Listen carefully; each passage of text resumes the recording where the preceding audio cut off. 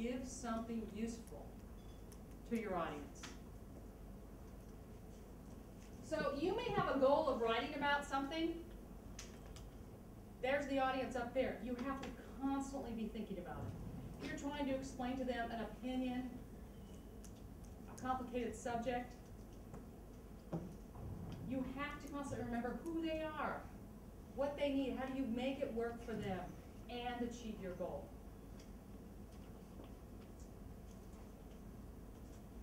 And this is really important because I assume you're all smart. It is not how much you know, but how you communicate what you know.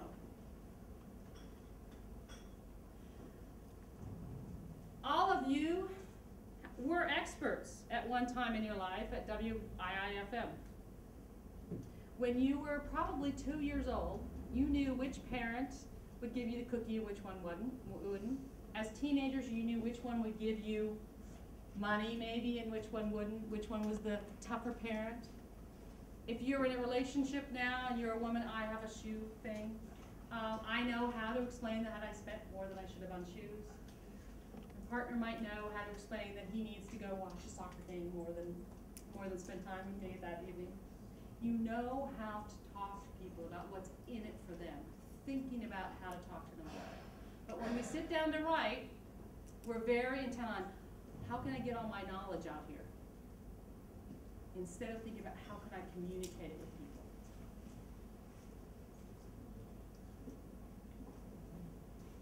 So good writing is a well-defined scope and clear priorities. This is your goal, and creating a clear understanding with your audience.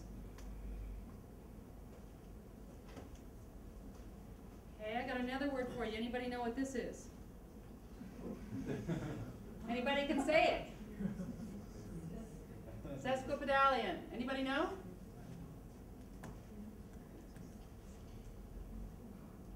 Wordy. Sesquipedalian is wordy. So much of what I read is so wordy these days. It is so overwritten, so long, you can't even get through some of these sentences. You know, and here's something, you guys all write for online, and I know there's this tradition in blogs, we just write on, we don't pay attention to paragraphs. Well, guess what? There are studies that show that after the first 4 lines, you start to lose 50% of your audience for every other line in a paragraph. So by here, you've lost them 50%, 50%, 50%. You have nobody by the time you're done. Why did you bother to write that?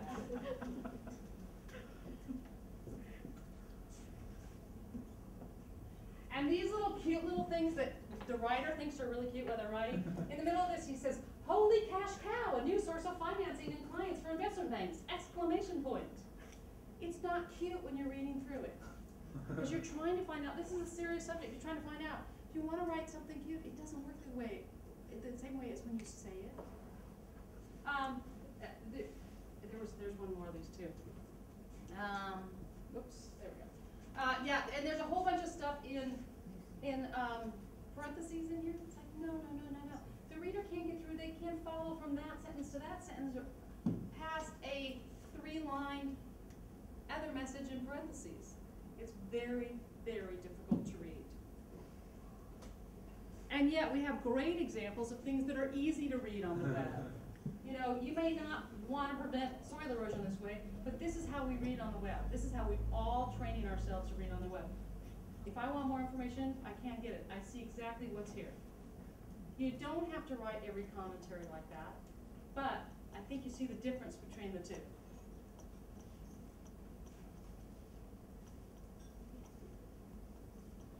Oh, I was going to play another audio one, but this is another one, Radiolab, which really keeps, they do fantastic things with sound, and I encourage you to do things with sound, to try to use sound, to try to use more podcasts because they can really, really work if you can keep them short. Radiolab is sort of science-based out of the US, and just, if nothing else, listen to the first 5 or 6 minutes of morality. There's a great little quiz in there for you. Please answer the questions as you're asked them. But they've done some fantastic work. For example, in about December of last year, they had a podcast that said that in the United States, we take the SAT test. It's like O-levels or A-levels, you know, to get into university. And for pretty much forever, there's been this huge gap between white students and black students. African Americans did not do as well on the test, and this test was seen as racially biased. There's other tests at university level have also been seen as racially biased. But one of the most common tests, not the SAT because they were doing it at the time, but a common test they give in university, within 6 weeks of Barack Obama being elected President of the United States, it disappeared. The gap between black students and white students went away. A lot of it was mental. They do this fascinating thing on the Obama effect, but also you can get in here. So every time I listen to this podcast, I know I'm going to learn something interesting. I can tell that story at dinner parties, and everybody wants to talk about it. How interesting that is. Same thing with women and men. Math tests. If you tell them it's a math test, women don't do as well. If you tell them it's a test of logic and how they get things done, women do better than men.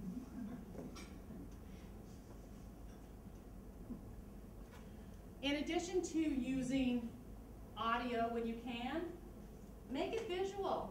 Draw pictures. Newspapers have long known that if you can draw a graph, you can make a visual of something, people are more likely to read it. When you go to a web page, if you look it up, there's a graphic there, there's a picture there, your eye goes there first.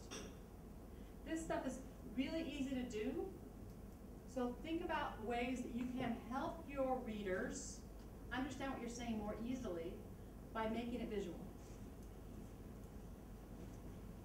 Okay, it's after lunch, so we're going to do 30 seconds, okay?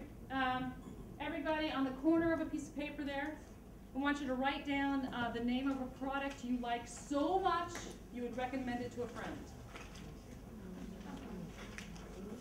Anything, you may not write down your children or your pets. I have had people do that. No, this is a product that you can buy in a store that you like so much you'd recommend it to a friend.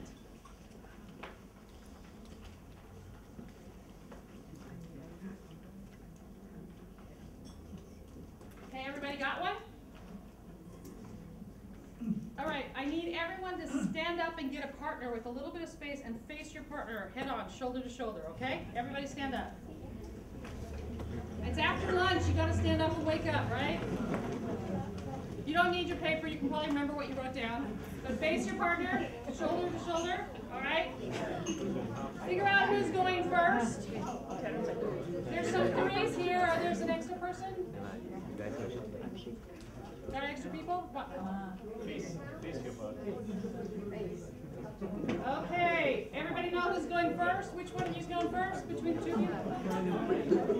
All right, here's the exercise. You have 30 seconds to sell that product to the other person. First person, go.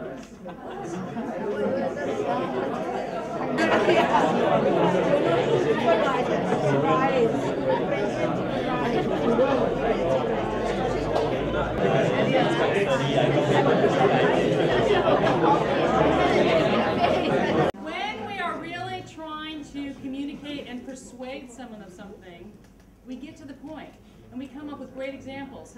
Who wants to tell me what did you recommend? I was trying to recommend to take local coffee rather Local than coffee? Why? Why is that? It's the best. Okay. And it's better than instant coffee.